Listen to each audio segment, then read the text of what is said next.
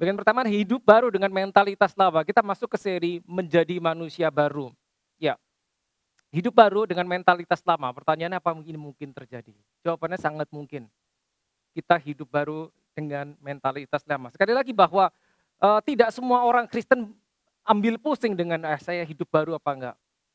Ada mungkin beberapa di antara orang Kristen yang pokoknya saya hidup enggak jadi orang jahat and that's it. Gitu. Tapi pertanyaannya, kita menghidupi kita hari demi hari. Apakah itu sama seperti yang Tuhan mau? Ya. Saya selalu ingatkan kembali, again and again, bahwa being a Christian, menjadi orang Kristen adalah menjadi seperti Kristus. Jadi itu goalnya. Ya, to become like Christ Jesus. Ya. Sebaik apapun kelihatannya hidup kita, kalau kita belum mengarah seperti itu, belum menjadi serupa dengan Kristus, berarti belum mendekati sasaran. Ya. Makanya penting sekali kita hidup baru, maksudnya hidup baru kita harus berubah. Nah, kita akan belajar secara cepat. Ya, ini materinya cukup banyak ya, kalau ini tidak selesai berarti kita akan lanjut, saya potong untuk session berikutnya. Ya, review secara cepat.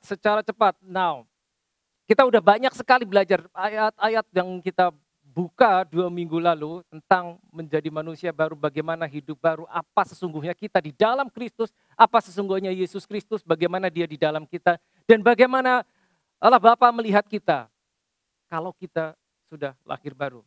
Nah, ya penting sekali kita pahami itu. Nah, pertanyaan pertama, apa pentingnya mengenal identitas kita di dalam Kristus Yesus? Tadi seperti saya katakan bahwa kalau kita tidak tahu identitas kita, berarti ada pihak yang lain yang akan mengambil keuntungan dari hidup kita. Siapa itu ya? Tentunya musuh kita. Kita bicara musuh kita adalah musuh yang tidak terlihat ya. Saudara tahu, seharusnya sampai tahap ini saudara sudah tahu bahwa there is an enemy yang tidak terlihat. Ya, 1 Peter 5:8, musuhmu si siapa? Iblis. Yang berjalan berkeliling seperti singa yang mau mencari orang yang bisa ditelannya. It's in the Bible, 1 Petrus 5 ayat 8. Nah, dia yang akan mengambil keuntungan jika kita tidak tahu identitas kita. Okay, by the way, anyone need translation back there? Ada? You okay? Okay, fine. Just let us know if you need translation. Alright, now, ini ya, jadi penting sekali kita tahu identitas kita sehingga tidak dicuri. Ya, Yohanes 10 ayat 10 kita sudah sering dengar, pencuri datang untuk mencuri, membunuh, dan membinasakan. Dia pasti akan datang. Enggak usah diundang, dia datang. Dan pada saat dia datang, dia akan mencuri sesuatu. Karena itulah pekerjaan dia, mencuri, membunuh, dan membinasakan. Salah satu yang dicuri adalah identitas kita. Dan tentunya banyak lagi. Makanya penting sekali, this is crucial, kita harus tahu siapa kita. Nah, setelah kita tahu, baru kita akan bertindak seperti apa yang kita ketahui. So, di dalam kekristenan, knowledge is very important. Karena without knowledge, kita nggak bisa punya understanding. Ya, knowledge pertama, lalu understanding. Knowledge itu informasi. Informasi apa? Informasi tentang firman. Baru dari informasi kita akan punya understanding. Itu satu level lebih dalam. Habis understanding, baru satu level lebih dalam namanya wisdom. Selalu 3 hal. Ingat baik saudara, knowledge, understanding, baru wisdom. Demikian. Ya, kita sudah belajar bahwa posisi kita, identitas kita adalah nomor 1 ini, ya. Review skala cepat bahwa kita adalah anak-anak. Begitu kita lahir baru, kita menjadi anak, status kita bukan servant, bukan hamba. Meskipun kita melayani sebagai hamba, tetap identitas kita anak. Jangan lupa. This is the most important. The most important. Oleh karena itu Yesus berjalan di atas muka bumi as the Son of God and the Son of Man. Sons, perhatikan baik-baik. Yang kedua, ini dia, ahli waris. Ini berkaitan dengan yang nomor 1. Karena begitu kita menjadi anak, kita adalah ahli waris. Warisannya apa? Semua janji Tuhan yang saudara bisa jumpai ratusan, jumlahnya mungkin ribuan di dalam Alkitab, that's yours. Itu milikmu. Tapi yang pertama dulu harus tahu. Ya, kita anak, lalu kita ahli waris. Ya. Lalu ini, ya, harusnya kita sudah tahu. Kita adalah warga kerajaan surga. Kalau kita berkata kewargaanmu bukan di bumi, tapi up there in heaven. Ya. Lalu at least satu lagi. Ini, this is the next level. Kita akan masuk lebih dalam pada saat kita belajar tentang the kingdom of God. Representatif atau perwakilan atau duta besar kerajaan surga. paling tidak, tentunya masih ada lagi, paling tidak 4 ini saudara harus ingat, ini adalah engkau. 4-4-nya. Sekali lagi saya ingatkan, ketidaktahuan atau tidak aware atau enggak ngeh atau lupa posisi kita, 1, 2, 3, 4 bisa dicuri. Bisa dicuri oleh pencuri, oleh musuh kita. Ya. Nah, saudara mungkin akan terkejut bahwa banyak orang Kristen yang enggak tahu bahwa kita adalah seperti ini. Sehingga bisa dipermainkan oleh musuh. Ya, sekali lagi saya tidak tahu kondisi saudara seperti apa. Mungkin everything is good. Ya, seperti tadi saya sampaikan, tidak semua orang Kristen ambil pusing, ngapain, saya nggak perlu tahu lah. Saya hidup baru apa enggak, pokoknya saya nggak jahat. That's not Christianity. If we read our Bible, we will know. Ini crucial. Ya, oke. Nah, dari 4 ini, ya sebetulnya kalau 2 minggu lalu saudara hadir itu ada banyak sekali. Nah, seharusnya saya harus jelaskan one by one. Tapi karena waktu, saya hanya akan touch beberapa hal yang terpenting. Tentunya nomor 1, ini penting sekali. Ya, understanding sonship. Kita harus tahu sonship. Ya, Galatia 4 ayat 7. Jadi kamu bukan lagi hamba. Ini udah kita bahas 2 minggu lalu. Melainkan anak. Dan jikalau kamu anak, maka kamu adalah ahli waris. Jadi ini berkaitan erat. Hanya anak yang punya warisan. Jika kita bukan hanya anak, seberapapun banyak janji Tuhan di sini, that's not for us. Ini menjadi milik kita pada saat kita menjadi anak. Ayatnya yang berkata demikian. Kamu bukan lagi hamba, berarti dulunya hamba, sekarang tidak lagi. Oke, you got it? Ini hanya review, belum saya lanjut ke berikutnya. Nah, seringkali atau mungkin saudara pernah bertanya, apa benar saya ini anak? Ingat, desain awal, pada saat Tuhan menciptakan manusia pertama Adam itu berarti man, tapi bukan man doang, dia berarti mankind. Ya, Adam itu juga son of God. Seperti Yesus berjalan, Yesus kan Adam juga, second Adam atau the last Adam. Dia disebut the son of God, dia disebut the son of man. Manusia itu begitu juga. Nah, dari mana kita tahu bahwa Adam itu sebetulnya diciptakan jadi anak juga? Saya akan buka satu ayat. Kalau saudara lihat di Lukas 3 itu isinya silsilah. Biasanya kalau kita baca ayat, begitu kita ketemu silsilah, kita skip. Si ini memperanakan ini begitu terus panjang sekali. Gak penting. Tapi Lukas 3 ayat yang terakhir, that's amazing. Karena ini isinya, Lukas 3 ayat terakhir. Ini silsilah. Dari Adam sampai Yesus, atau dibalik dari Yesus sampai Adam. Nih Adam. The son of Enosh, the son of Seth, the son of Adam, the son of God. Adam, manusia, disebut son of God. Makanya Yesus datang sebagai Adam juga, dia juga the son of God. Lalu ada Lukas 15 ayat 31.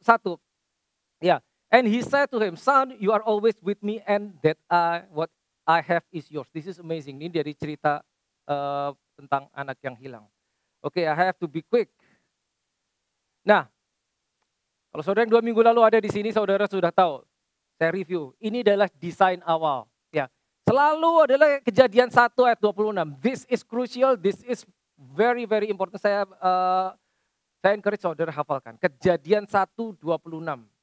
Karena di sini awalnya. Segalanya mulai dari sini. Lihat. Then God said, let us make man in our image. Image itu gambar. According to our likeness. Serupa dan segambar. Itu diciptakan kita seperti itu. Ini Adam, berarti engkau seperti itu juga. Ingat baik saudara. Let them have dominion. Apa itu dominion? Kekuasaan, rulership, kingship. Berarti titik itu ada yang namanya kingdom. Karena hanya king yang punya kingdom. Dan kalau ada kingdom harus ada kingnya. Jadi begitu dia diciptakan manusia itu untuk punya kuasa, dia harus punya domainnya. Domainnya adalah ini. Let them have dominion over the fish of the sea, over the birds of the air, pretty much over everything. Ya, kenapa saya review ini? Saya mengingatkan saudara, pada saat manusia jatuh, Adam jatuh, ini hilang. Gambar itu hilang, rupa itu hilang, dominion atau kuasa itu hilang. Hilang. Jadi manusia hidup tanpa rupa Allah selama 4.000 tahun. Sebelum Adam yang satunya muncul lagi. Ya, ingat ya. This is a quick review. Nah, Sehingga Adam yang kedua datang, Yesus Kristus, dia bertugas untuk mengembalikan apa yang hilang. As simple as that. Yang hilang apa? Ini. Gambar hilang, rupa hilang, rulership hilang. Jadi pada saat kita lahir baru, kita percaya sama Yesus, harusnya kita dapat kembali yang ini. Betul kan? Harusnya kita dapat kembali rupa. Nah, nanti saya akan jelaskan apa itu gambar, apa itu rupa. Dan juga harusnya ini kembali. Dominion atau rulership atau kingship atau kingdom itu harus kembali. Makanya Yesus datang, kalimat pertama yang diucapkan dia pada saat dia memulai ministerinya, dia ngomong, bertobatlah karena the kingdom of God is here. Kerajaan Allah sudah dekat atau sudah ada di sini karena yang ngomong rajanya. Ya. Ya. That's very important. Now, real quick. Ya, saya pernah share tentang anak dan hamba. Bedanya apa? Saya harus review. I have to make sure boy you remember this. Anak dan hamba. Kenapa? Karena engkau harus tahu inilah engkau, bukan yang ini. Ya, yang kiri. Jika engkau lahir baru, ini engkau punya, bukan yang ini.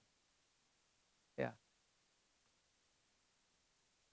Anak itu memiliki warisan, kalau hamba tidak punya. Warisan hanya jatuh kepada anak. Ya. Anak memiliki segala yang ayah punya, yang tadi. Yang ayatnya saya udah baca. Whatever I have is yours. Ya, kalau servant atau hamba itu hanya berdasarkan reward. Apa yang dia punya jika itu memang dikasihkan pada dia. Kalau anak tidak. Nanti kita akan belajar lebih jauh lagi. Anak itu ikut memerintah bersama ayahnya. Nanti ya saudara akan tahu maksudnya. Ya. Kalau hamba tidak. Anak itu memiliki otoritasnya ayahnya. Kalau seorang hamba otoritasnya terbatas hanya jika diberi. Kalau tidak diberi, tidak punya otoritas. Kalau anak pasti punya. Dan anak itu memiliki all access terhadap apapun perbendaharaan yang dimiliki ayahnya. Kalau hamba tidak punya. Oke, ya. Dan anak tinggal bersama ayahnya. Kalau hamba, enggak. Hamba di luar. Ya, ingat ya saudara, ini tahun lalu. Ya. Tapi kenapa saya remind saudara? Karena this is crucial. Kenapa? Seringkali kita lupa, kita gampang lupa. Nah begitu lupa, satu di antara poin ini pun bisa dicuri. Makanya jangan sampai lupa.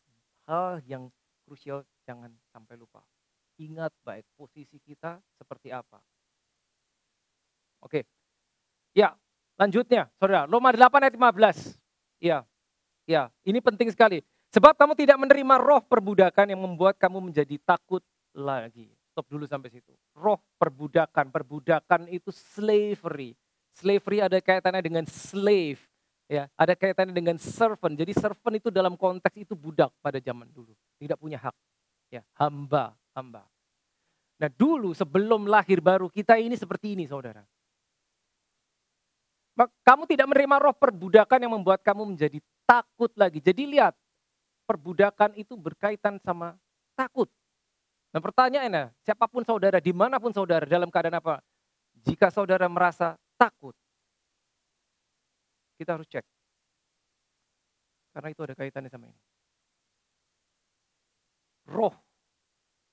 This is spirit. Ya, roh perbudakan yang membuat kamu menjadi takut lagi. Jangan lupa ya, kata lagi menunjukkan bahwa dulunya seperti itu, tapi sekarang tidak lagi. Kenapa? Karena sekarang yang ini. Tetapi kamu telah menerima roh huruf besar, Roh Kudus. Yang menjadikan kamu anak Allah. Jelas sekali ayatnya. Bahwa engkau sekarang anak. Bukan ini lagi. Tidak takut lagi akibatnya. Ya. Nah dalam another translation, kalau saudara lihat di translation bahasa Inggris. Menjadikan kamu anak Allah. Di situ diberikan keterangan kamu telah menerima the spirit of sonship, the spirit of adoption. Dan oleh roh itu kita bisa berseru ya Aba ya Bapa. Makanya pada saat kita berdoa kita manggil Tuhan Bapa. Kenapa? Itu bukan cuma term, bukan cuma sebutan. Tapi karena kita punya status sebagai anak. Hanya anak yang bisa memanggil dia sebagai ayah. Oke, kalau kita bukan anak, kita berdoa kepada Tuhan, kita memanggil Bapa itu hanya sebutan. There is no relationship. Tapi karena kita benar-benar anak, pada saat kita bilang, Bapa kami, our Father. Itu kita ngomong sama ayah. Oke, please don't miss this. Ini jangan cuma lewat. Saudara harus tangkap. Get this with your spirit. Ya, ini akan mengubah banyak hal. Ya. Lalu Roma 8 ayat 14. Ini satu ayat sebelumnya. Kalau kita mau tahu anak itu ngapain, anak itu seperti apa. Nih, semua orang yang dipimpin Roh Allah, the Spirit of God. Nah, itulah anak-anak Allah. Semua orang yang dipimpin roh ini, tentunya ini Holy Spirit ya. Pertanyaannya, kalau hidup kita ke gereja terus, tapi hidup kita tidak dipimpin Holy Spirit, kita boleh meragukan, ini saya anak bukan. Karena ayatnya bilang gini, semua orang yang dipimpin, bahasa Inggrisnya bagus, karena yang di sini bahasa Inggrisnya akan dibilang continually led by the Spirit of God. Itulah anak.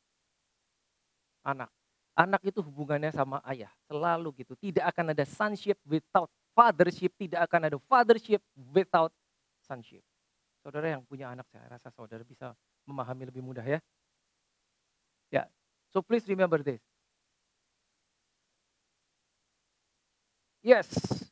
Now, tadi kita tahu bahwa manusia pertama jatuh ke dalam dosa, seluruh mankind kehilangan gambar, kehilangan rupa, kehilangan kingdom, kehilangan dominion. Sehingga manusia hidup di dalam status yang tidak seharusnya. Nah pertanyaannya, bagaimana mengembalikan status yang sudah hilang? Kan hilang toh tadi. Bagaimana mengembalikannya? Ini caranya. Lahir baru. Lahir baru. Kenapa harus lahir baru? Karena begitu manusia jatuh dalam dosa, status mereka mati. Mati. Kalau mau hidup lagi, ya lahir lagi. Ya. Logis ya. Lahir baru. Nah menarik sekali, saudara lihat Yohanes 3 ayat 3. Yesus hanya satu kali saja dalam 3,5 tahun dia hidup berjalan di bumi. Dia itu cuma satu kali mengajarkan tentang lahir baru. Cuma satu, saudara nggak akan ketemu ayatnya 2 tentang lahir baru. Dia ngomong ini cuma satu kali saja. Dan dia ngomong kepada seorang Farisi yang bernama Nikodemus. Lihat, bahasa Indonesia. Yesus menjawab katanya, aku berkata kepadamu sesungguhnya jika seorang tidak dilahirkan kembali, ia tidak dapat melihat kerajaan Allah. Jadi kingdom hilang toh. Dia datang mau mengembalikan toh kerajaannya. Caranya gimana? Ini dikasih tahu caranya. Kalau tidak lahir lagi, dia nggak bisa melihat, apalagi masuk. Lihat aja nggak bisa. Jadi ini adalah metode untuk masuk ke dalam kerajaan. You got it? Metodenya adalah lahir di dalam kerajaan. Lahir baru. Rebirth, reborn. Ini yang diajarkan Yesus sendiri. Ini Yesus sendiri yang mengajarkan. Oke. Pertanyaan lanjut, bagaimana cara orang bisa lahir baru? Saudara mungkin punya teman, atau mungkin punya family, relatif yang belum mengenal Tuhan. Lalu saudara sharing firman Tuhan. Dan dia menerima. Bagaimana saudara bisa menuntun orang itu lahir baru? Tahu nggak? Ini. Perjanjian baru. Rasul Paulus menjelaskan. Roma 10 ayat 9 dan 10. This is very famous, very important scripture. Roma 10 ayat 9 dan 10. Kalau saudara yang ikut discipleship seharusnya saudara sudah tahu ya. Sebab jika kamu mengaku dengan mulut, that's number one. Bahwa apa yang diakui ini, bahwa Yesus adalah Tuhan. Yesus adalah Tuhan, this is very important. Karena banyak orang mengaku dengan mulut tapi mereka tidak mengaku Yesus adalah Tuhan. Mereka mengaku Yesus tapi mungkin sebagai sesuatu yang lain, bukan sebagai Tuhan. Sebagai apa? Mungkin hanya sebagai nabi. Sebagai apa? Sebagai guru, sebagai tokoh sejarah yang sangat terkenal. Oh, banyak orang mengaku seperti itu. Belum tentu mereka mengaku Yesus adalah Tuhan. Seberapapun mereka mengaku Yesus sebagai orang hebat, kalau orang tersebut tidak mengaku Yesus adalah Tuhan, dia tidak selamat. It's in the Bible. Look, mengaku harus dengan mulut bahwa apa yang diakui, nih Yesus adalah Tuhan. Dan percaya pakai apa? Hati. Lihat dua komponen, mengaku pakai mulut, percaya dengan hati. Percaya dalam hatimu bahwa ada lagi yang harus dipercaya. Bahwa Allah telah membangkitkan dia dari antara orang mati, maka kamu diselamatkan. Lihat, karena dengan hati orang percaya dan dibenarkan, dan dengan mulut orang mengaku dan diselamatkan. Oke, dengan mulut dan dengan hati. Percaya dengan hati, habis itu akui dengan mulut. Apa yang diakui? Yesus adalah Tuhan, dia pernah mati dan dibangkitkan. Dah, pertanyaannya, bagaimana saudara menuntun orang lahir baru? Ada orang datang kepada saudara, teman saudara mungkin, oke aku sudah percaya dengan semua apa yang kau ceritakan tentang Yesus. The next step, bawa orang itu lahir baru. Saudara tidak perlu angkat telepon dan telepon pendeta, tidak perlu. You can do that. Gimana caranya? Karena harus mengaku dengan mulut. Jadi begini, makanya kalau orang lahir baru selalu dituntun doanya, please repeat this after me. Ulangi doa saya. Saudara menuntun, saudara sebutkan doanya singkat pendek. Dan orang itu mengulangi. Kenapa? Karena ini mengaku dengan mulut. Tapi dia harus percaya dulu dengan hati. Seperti apa doanya? Seperti ini. Saya contohkan yang paling singkat, tentunya banyak versi. Tapi intinya komponennya ini harus ada. Yesus adalah Tuhan. Please repeat this after me. Mungkin saudara minta orang itu ikuti. Oke, Tuhan Yesus, aku percaya Engkau adalah Tuhan. Orang itu harus ngomong gitu. Dan Engkau mati dan telah dibangkitkan. Please come into my heart to be the Lord and Savior. And that's it. Amen. Belum kok gampang banget. Ya memang begitu gampang. Tapi dia percaya dalam hati, dia akui dengan mulut. Maka titik itu, orang itu lahir baru. Dan orang itu lahir baru, dia diberikan Roh Kudus tinggal di dalam diri dia. That is the new birth. Maka dia sudah mendapat warisan. Tadi kita udah belajar ya, saya nggak perlu mundur lagi. Oke, saudara tahu ya. Jadi kalau ada orang percaya karena pemberitaan saudara, bahwa dia lahir baru. It's a seal. Seal. Jangan dibiarkan saja. Bahwa dia lahir baru. Lord, I believe you are Jesus, I believe you are the Lord. Ya, yeah. And you died and you lived. You rose again. You resurrected. Lalu undang Yesus masuk ke dalam diri. Come into my heart. The problem is, seringkali kita sudah lahir baru berapa lama. Tetapi Yesus adalah Tuhan. Betul, Yesus adalah Tuhan. Betul. Nah sekarang gini, saudara lahir baru di tempat ini kan. Saya percaya semua saudara lahir baru. Yesus adalah Tuhan berarti buat saudara. Yes. But another problem, apakah dia the only Lord? Satu-satunya Tuhan, apa hanya salah satu Tuhan? Dalam arti apa? Dia punya saingan di dalam hidup kita. Gitu maksudnya. Tahu saudara, kalau saudara buka di Alkitab perjanjian sama bangsa Israel bolak-balik jatuh ke dalam masalah yang sama. Apa itu? Penyembahan berhala toh. Ya, oke lah mungkin itu kelihatannya nggak populer sekarang. Orang menyembah berhala. Tapi itu zaman dulu. Orang bangsa Israel itu di hadapan Tuhan jatuhnya itu terus menyembah berhala. Maksudnya adalah mereka menyembah ilah lain. Nah pada saat mereka jatuh, kebanyakan itu bukan, mereka tidak langsung menolak Yahweh, Jehovah sebagai the God of Israel. Tuhan aku menolak engkau. Enggak. Tapi this is what they did. Mereka membawa yang lain masuk. Gak usah menolak yang ini, tapi dengan membawa yang lain masuk, mereka membuat the Lord God of Israel, Jehovah, menjadi tidak satu-satunya Tuhan. Dan itu kekejian di mata Tuhan. Now watch this. Bagaimana dengan kita? Kalau kita membawa yang lain masuk, mungkin bukan penyembahan berhala. Bayangkan gini saudara, penyembahan berhala adalah nyembah patung, itu bakar-bakar. No. Can be anything, bisa jadi apapun juga. Segala sesuatu bisa menjadi berhala. Maksudnya berhala adalah pada saat kita menempatkan apapun itu juga. Ya, mindset kita, apakah value kita, apakah seseorang, apakah karir, apapun juga, uang, harta, segala, lebih value-nya daripada the Lord Jesus. Berarti itu sudah berhala. Gampang ini terjadi. Oh gampang sekali saudara. Ya, kita tidak membahas topik tentang itu hari ini.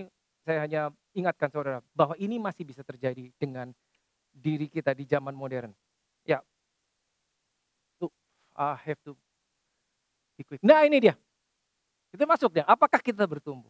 Ya, lihat gambar ini saudara. Growing. Ini adalah proses pertumbuhan. Ini lihat. Yang ini. Lahir baru. Saya selalu bilang lahir baru itu baru lahir. Makanya masih bayi. Belum bisa ngapa-ngapain. Betul? berjalannya waktu, ya ini nggak bisa ngapa-ngapain. Dia mulai oke, udah bisa tengkurap. Ya saudara yang masih anaknya masih bayi mungkin saudara masih ingat persis. Oh dia udah bisa tengkurap. Habis itu bertumbuh, dia bisa lihat merangkak. Dia mulai bisa bangun duduk sampai dia bisa berdiri, habis itu jalan, lari, bercakap-cakap menjadi dewasa. Dan ini adalah proses yang tidak bisa di-skip. Ada waktunya, betul. Dan ada yang harus dilakukan supaya ini bisa menjadi ini. Setuju kan saudara? Maksudnya apa yang harus dilakukan? Diberi makan. Oke? Maka ini, jadi ini, habis ini jadi ini, baru jadi ini. Nggak bisa skip. Oke? Ya? Sampai sini paham ya? Nah pertanyaannya, sekarang kita lihat. Nih, kita tumbuh nggak? Kita tumbuh nggak? Yang ini, gambar ini adalah physical growth. Fisik. Betul, fisiknya tumbuh. Ya, karena dia jelas kelihatan makin gede. Ya. Tapi yang saya tanya, apakah kita tumbuh? Bukan fisik, karena semua saudara yang duduk di sini sudah dewasa. Sudah melewati ini, kan nggak ada yang di ini toh. Semua saudara sudah dewasa. Tapi kenapa masih ada pertanyaan, are we growing? Karena ini cuma luarnya, dalamnya. Seperti kita tahu, kekristenan kita adalah menjadi seperti Kristus. Itu proses. Nggak bisa jebret lahir baru langsung begini toh. Lahir baru lahir. Harus melalui ini, harus melalui ini, harus melalui ini. Sampai sini. Nanti saya akan kasih tahu ininya apa, ininya apa, ininya apa. Sampai ini. Nah kenapa ini penting? Yang di dalam. Yang di dalam. Saudara ingat manusia 3 bagian. Apa? Roh, jiwa, dan tubuh. Ini cuma tubuh. Bukan jiwa, bukan rohnya. Tumbuh. Tapi yang di dalam. Jiwa kita tumbuh enggak? Roh kita tumbuh enggak? Karena apa? Karena ini. Lihat. Lihat, baik. Yang dimaksud ialah selama seorang ahli waris. Siapa itu ahli waris? Saudara kan? Lahir baru itu saudara dapat warisan toh? Ahli waris. Selama seorang ahli waris belum akil balik. Nah ini bahasa Indonesia. Akil balik itu apa? Dewasa, grown up, mature. Sedikit pun ia apa? Tidak berbeda dengan dengan seorang hamba. Sungguh pun ia adalah Tuhan dari berapa banyak? Segala sesuatu. Jadi meskipun kita lahir baru, kita menjadi ahli waris, segala harta rohani, segala janji Tuhan itu milikmu. Tapi, look at this. Jika kita belum dewasa, maka tidak beda dengan seorang hamba. Hamba itu maksudnya apa? Konteksnya hamba itu seperti sebelum kita kenal Tuhan Yesus. Loh saya jadi orang Kristen udah 20 tahun, 25 tahun. Pertanyaannya, are we growing? Ini mau 25 tahun, 30 tahun, bisa di sini terus kita. Dalamnya. Luarnya sih tambah gede, dalamnya belum tentu. Belum tentu. Belum tentu saudara. Ini bahaya. Ini bahaya. Karena kalau kita nggak bertumbuh, kita tidak berbeda dengan orang hamba. Ditekankan sedikit pun tuh berarti udah sama aja. Ayat ini bisa lebih keras. Maksudnya adalah, ya kamu kayak orang nggak lahir baru. Sedikit pun tidak berbeda dengan seorang hamba. Jadi pertumbuhan, grow up, ya, growth is a must in the Christianity. Harus. Kalau enggak kita cuman beragama Kristen. Agama tidak menyelamatkan. Satu lagi, Galatia 4 ayat 3. Demikian pula kita, selama kita belum dewasa, kita ini lebih bahaya lagi. Takluk juga kepada roh-roh dunia. Padahal di dalam kita lahir baru, kita diberikan Roh Kudus inside of you, di dalam engkau. Roh Kudusnya di dalam loh, bukan di luar. Tapi karena kita tidak bertumbuh, kita takluk kepada roh-roh yang lain. Gitu loh. Jadi Kristen sih udah lama, tapi takluk kepada roh-roh dunia. Sangat berbahaya. Oke. In the spirit, it's different saudara. Di dalam roh. Ya. Kita harus lihat, kita tumbuh apa tidak. Oke, saya mau kasih lihat gambar saudara. Ya, gambarnya ini. Nah, Saudara tentu tahu yang warna hijau. Ya kan? Semua tahu. Tapi saudara tahu ini siapa? Anak kecil ini? Siapa? Siapa? Iya, benar. Tahu dari mana? Emang saudara pernah lihat dia waktu kecil? Nebak aja kan, ya karena ibunya terkenal. Oke. Ya, ya, yang ini sebelah kiri, anak kecil ini siapa sih sebetulnya? Ini adalah ini. Orang yang sama. Tapi dia belum dewasa. Lihat, ini raja atau ya karena wanita disebut ratu. Dia punya segalanya, betul? Apa yang dia punya juga toh. Tapi pada saat dia masih kecil, tadi dikatakan jika belum dewasa, maka sama sekali tidak berbeda. Sama sekali dia tidak berbeda. Dia punya kuasa, dia harusnya punya kuasa. Dia punya apa yang ini punya. Tapi sebelum yang ini yang kiri berubah menjadi ini, dia tidak bisa mengakses apa yang seharusnya dia punya. Saudara punya anak kecil siapa? Siapa? Banyak lah. Nah, anak saudara di bawah 5 tahun. Ya. Saudara, tiba-tiba anak saudara, katakan anak saudara di bawah 5 tahun atau di bawah 10 tahun. Tiba-tiba anak saudara datang pada saudara. Pak atau Ma, nanti pas ulang tahun aku minta mobil. Saudara kasih gak?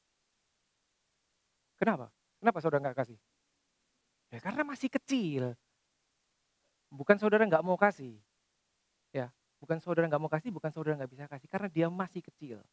Belum bisa menghandle gift. Watch this. Ini masih kecil. Meskipun ini dari kecil dia sebetulnya sudah punya kuasa. Tapi dia sendiri nggak tahu karena masih kecil. Pada saat sudah besar baru dia bisa mempraktekkan otoritasnya, mempraktekkan kuasanya. Pada waktu kecil tidak bisa. Baru dia bisa mengakses segala harta yang dimiliki kerajaan, kingdom. Segala the promise of the kingdom hanya bisa diakses pada saat kita sudah dewasa. Dan itu proses. Yang ini ya sampai menjadi yang ini butuh waktu. Nggak bisa disulap sehari tiba-tiba jadi ini toh. Nggak bisa. Ada waktu, nggak bisa di skip. Nggak bisa di skip. Nah, ini menjadi lebih berkuasa pada saat ini pergi. Ya. Pada saat ini masih ada, dia berkuasa. Tapi pada saat ini pergi atau tidak ada atau tiada, maka ini lebih berkuasa. Betul? Ya kan? Ya. Saudara ingat 2 minggu lalu, saya ceritakan begini. God, the Father, is a king. Raja segalanya kan. Dia di mana? Surga. Dia menciptakan manusia. Manusia ditaruh di mana? Di bumi. Dan dia tetap di surga. Dia nggak turun di bumi toh. Kok ragu? Bapa kami yang di... Lah udah itu lokasi. Jangan ragu. Father is in heaven. Dia nggak turun ke bumi. Yang turun the Son. Oke. Dia bilang, dia bikin manusia diberi kuasa, dominion. Tadi kita udah baca Kejadian 1 ayat 20. Ditaruh di bumi.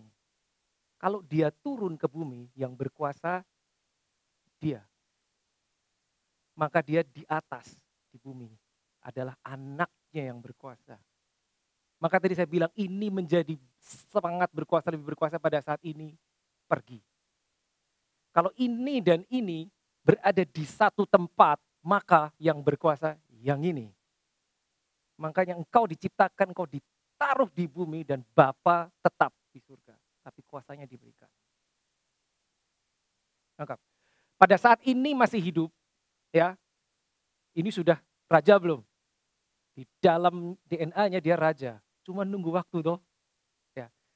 Karena yang masih berkuasa ini. Tapi, perhatikan, saya kasih ilustrasi begini. Saat ini masih hidup, tiba-tiba dia sedang gini, nggak usah dia begini. Ini tiba-tiba dikirim pergi ke Australia. Ini kan Inggris toh. Maka dia mendarat di Australia, dia menjadi the king. Kenapa? Karena ibunya nggak ada di sini. Anggap. Pada saat ini dua-duanya di Inggris, sekali lagi ini yang berkuasa. Tapi dia sedang menjalankan tugas, dia lagi pergi ke luar negeri, pada saat dia pergi, ini yang berkuasa. Anggap ya, that's the kingdom system. Tapi ini harus bisa dewasa dulu. Nggak bisa pada saat ini. Di sini, nggak bisa. Dari sini sampai dia dewasa itu ada proses. Saudara tahu, kalau raja atau kerajaan, mereka punya anak-anak kecil. Dari anak itu waktu kecil, ya ini sebetulnya mati nanti the kingdom of God. Pada saat waktu anak itu masih kecil, dia akan diserahkan kepada tanda kutip seorang pengasuh. Jadi satu orang minimal dia punya anak, misalkan si ini masih kecil, si ini. Dia ada seorang pengasuh yang di-assign resmi untuk mengajari ini segala sesuatu. Karena ini tinggal bersama ini loh, di kerajaan, di apakah namanya istana atau apa.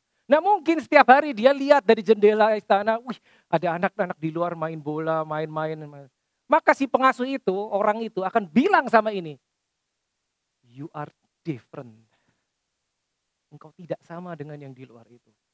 Itu enggak sekali dua kali, itu berkali-kali dia harus dikasih tahu, kamu beda sama yang di luar. Kenapa? Yang di luar itu bukan the son. You are the son. Di luar itu orang biasa. Kamu kingly. Kamu keturunan raja. Kamu suatu saat akan jadi raja. Mereka tidak.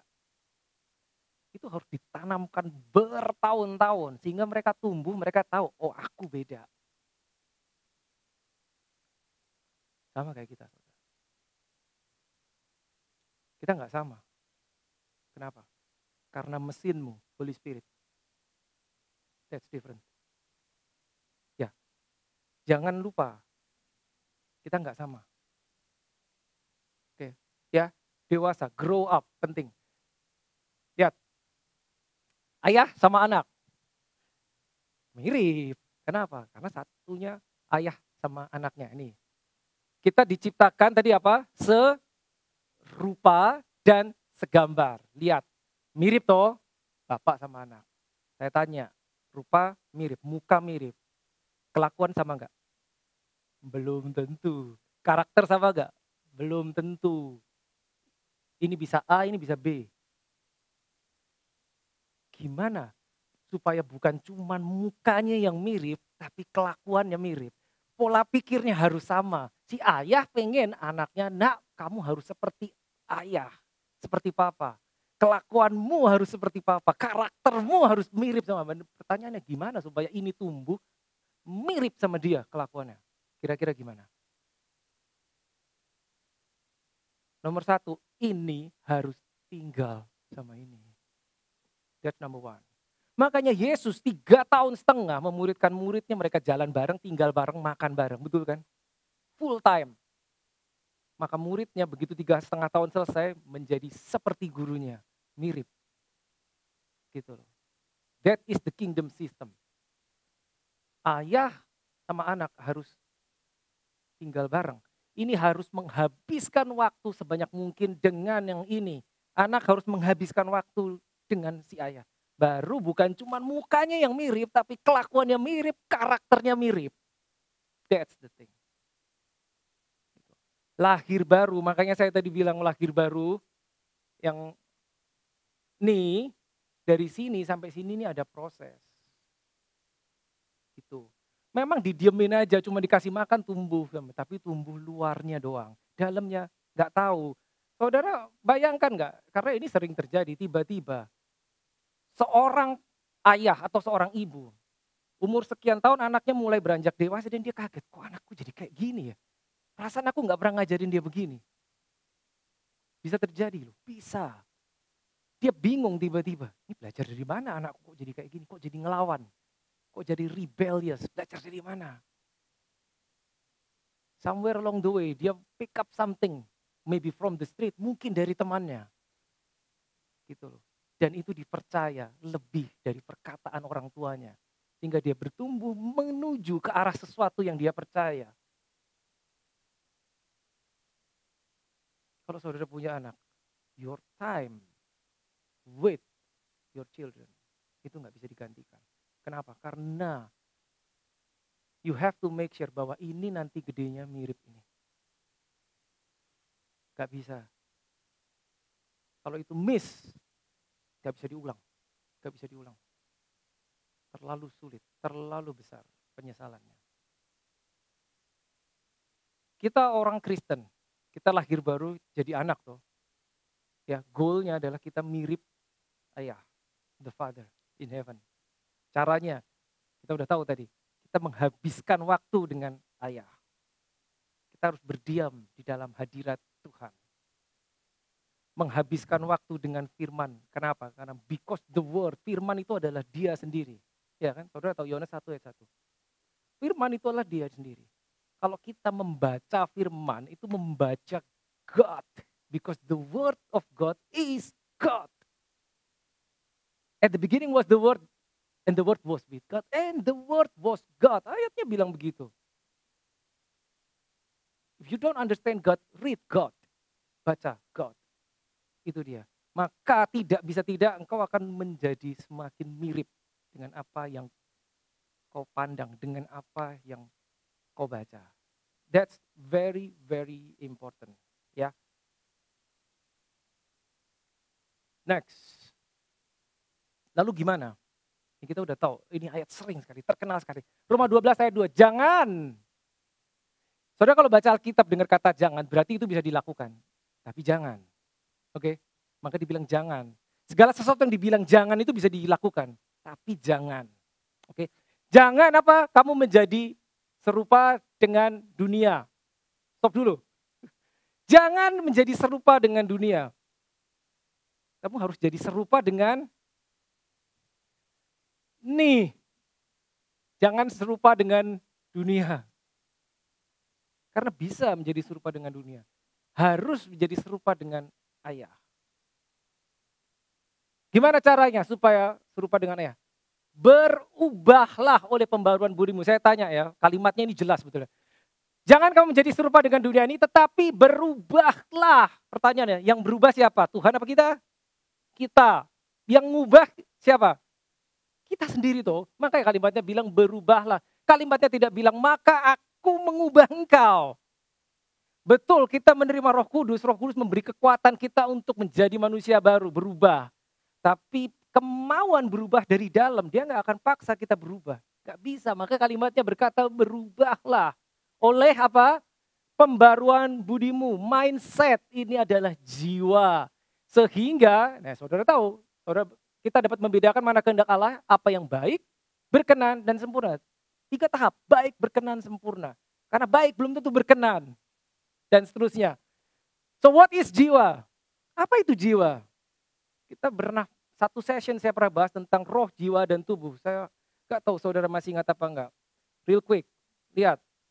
Kita kembali ke kejadian. Kejadian is amazing. Kejadian 2 ayat 7. Tadi kejadian 1 ayat 26 itu ide pertama Allah Bapa menciptakan manusia.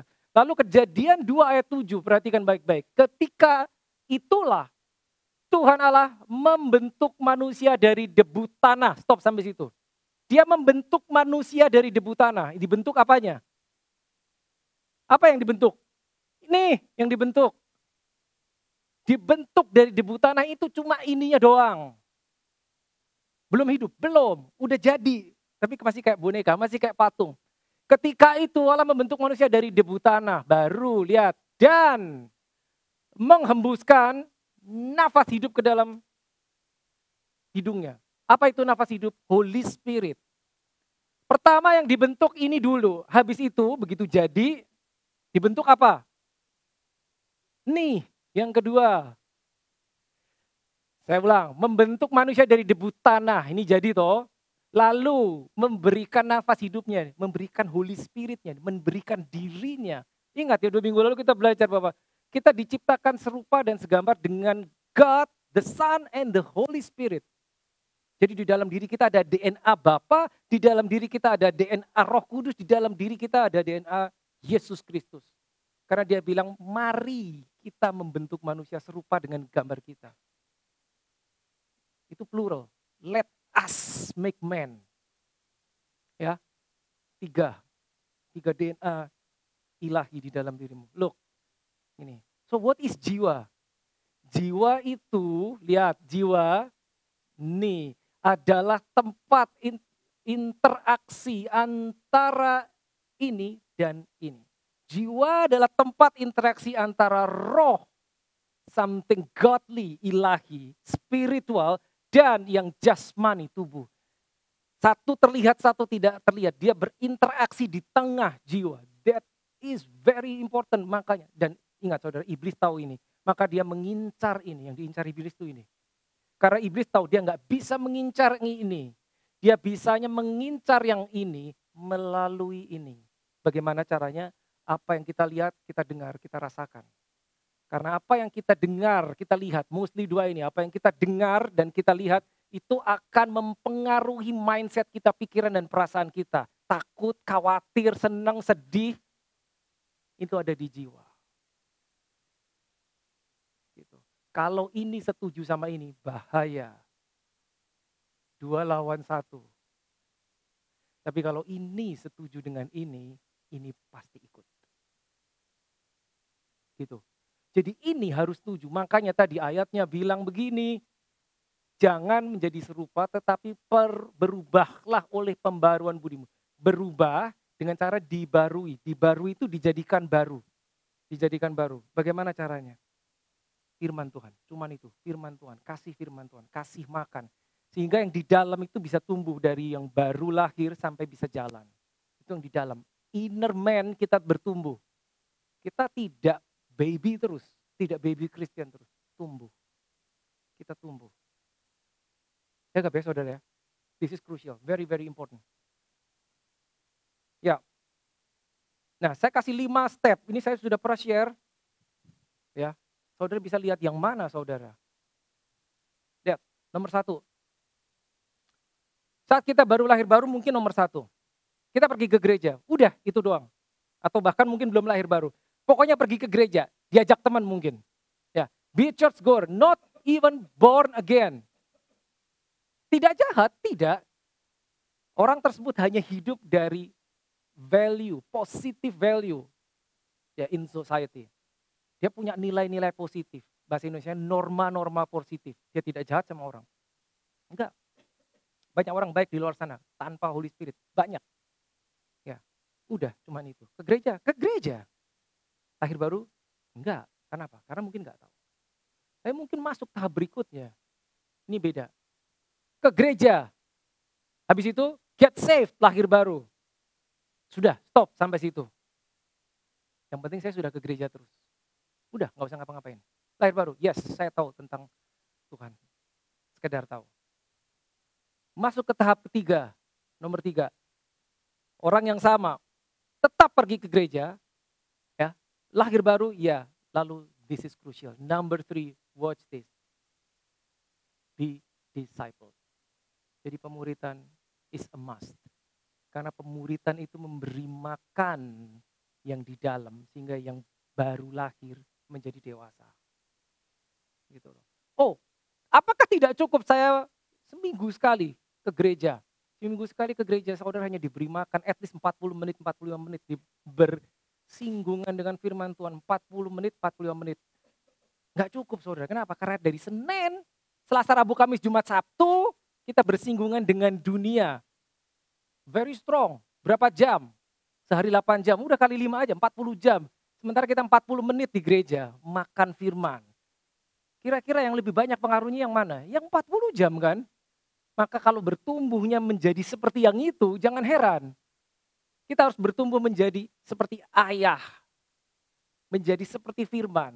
Tapi masalahnya dikasih firmannya dikit, ikut yang sana banyak. Bahaya saudara. So please get yourself discipled. Please get yourself discipled. Ikut pemuritan. Maka gereja kita bikin program pemuritan.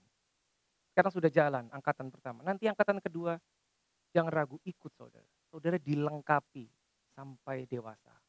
Itu baru nomor 3. Masih ada lagi 4. Ya. Church goer, get saved, born again, and get discipled. Dimuridkan. Habis itu baptized in Holy Spirit. Ya, kita bukan membahas materi tentang baptisan Roh Kudus. Tapi nomor 4 ini krusial. Harus baptisan Roh Kudus, harus. Nggak bisa ditawar? No. It's in the Bible. Saya sudah pernah bahas ini, tapi saya akan ulang lagi ya, nanti baptisan Roh Kudus. Apa itu, kenapa itu menjadi penting? Baptisan Roh Kudus. Yesus saja, the Son of God, menjalani ministrinya. Dia umur 30 tahun, dia menunggu. 30 tahun dia hidup di dalam ketaatan. Dia belum melakukan ministri, dia belum melakukan satu mujizat pun sebelum Roh Kudus turun atasnya. Bagaimana dengan kita? Yesus saja perlu dipenuhi Roh Kudus. Kita lebih perlu lagi. Gitu. Lebih perlu lagi. Ingat ya, tadi itu hilang. Kemiripan hilang. Keserupaan hilang. Kuasa dominion hilang. Maka Holy Spirit harus ada. Because the power is the engine. The power is the Holy Spirit. Mesinnya itu harus balik. Ya, makanya kita harus dipenuhi. Baptized in the Holy Spirit. Maka kuasa itu turun. Ya, saya nggak ada waktu untuk jelaskan yang itu. Ya, itu another topic. Nomor 5, nah ini yang terakhir. Ya, sebetulnya kalau mau dilanjutkan masih bisa. Ya, be a church goer, tetap pergi ke gereja, lahir baru, betul. Dimuridkan, betul. Dibaptis Roh Kudus, yes. Dan diutus. Harus sampai situ saudara. Karena Yesus bilang, pergilah, jadikanlah semua bangsa muridku. Itu apa? Pengutusan. Send out bentuk berdampak bagi komunitasmu. Di mana engkau berada, di tempat kerja, dimanapun kau berada, engkau punya dampak. Tapi dampak yang dibawa adalah dampak yang dari dalam, yang orang lain gak punya. Dampak yang dari Holy Spirit itu yang akan menjadi dampak di luar. Ya kan? Ya. Nah, berikutnya ini saya pernah share di Oikos sebetulnya. Secara cepat aja. Karena ini saya share akan 1-2 topik sendiri, 1-2 session sendiri. Nah, posisi saudara, watch this. This is extremely important. The last 5 minutes, perhatikan baik-baik. Don't miss this and try to remember, try to memorize. Posisi saudara, saudara lahir baru, lihat. Perhatikan baik-baik. Yang di Oikos mungkin sudah pernah dengar. Pada saat manusia diciptakan, begini kurang lebih posisinya. Lihat. Trinity, God, Jesus, and Holy Spirit. Lalu di bawahnya ada manusia. Lalu ada ranking lagi di bawahnya, malaikat dan demons. Jadi ini di bawah manusia statusnya. Ini hierarki, divine hierarki ilahi. Tapi saudara tahu ceritanya manusia jatuh dalam dosa ini. Sehingga, perhatikan baik-baik, urutannya berubah. Sehingga urutannya berubah menjadi begini. Pada saat manusia jatuh, ini tuker, ya kan? Tadinya ini, karena jatuh, tuker. Hingga ini ada di bawah ini. Keadaan ini berlangsung 4.000 tahun. Sampai Adam yang kedua harus datang membereskan kekacauan. Pada saat Yesus datang menjalani ministry di atas bumi, ya selama 33,5 tahun, dia menjalani ministry di atas bumi, ini yang terjadi. Jesus earthly ministry. Karena God, Holy Spirit yang tadi di atas, ini satu turun ke bawah. Yesus harus jadi manusia, toh, betul? Dia turun ke bawah. Sehingga seakan-akan di bawahnya ini, secara posisi. Still he was God 100%. Tapi karena dia jadi manusia, dia tidak bisa setiap kali menggunakan keilahiannya. Karena dia harus berfungsi sebagai 100% man, Adam. Untuk mengalahkan ini, dia harus jadi Adam. Gitu. Tangkap ya, ini yang terjadi. Dan pada saat Yesus disalib, dia mati disalib, it is finished, ya saudara tahu itu, ini yang terjadi. Manusia balik ke atas. Tapi enggak semua, hanya manusia yang percaya. Masih ada manusia yang tidak percaya, ini masih di bawah ini posisinya. Dan terakhir, pada saat Roh Kudus dicurahkan hari raya Pentakost, berubah lagi posisinya. Sampai sekarang berubah jadi ini. Nih, Holy Spirit-nya yang turun. Karena Holy Spirit tinggal di dalam ini. Ini tetap dan ini masih ada. Dan saudara lihat baik-baik. Ini satu kelas dan ini posisinya di bawahmu. Because you have authority. Tapi kalau kita nggak tahu, kita ketemu yang ini, takut toh. Hanya karena nggak tahu. Tapi kalau saudara tahu di mana posisimu. Nomor 1 saudara dapat apa tadi? knowledge. Knowledge is information. Number two, you have to have understanding. Pemahaman. Baru pada saat itu terjadi engkau bisa beroperasi di dalam wisdom. Maka ini benar-benar demikian. Kalau enggak, pasti ragu. Atau enggak tahu, takut. Ini yang terjadi. Let us pray. Kita akan masuk perjamuan kudus.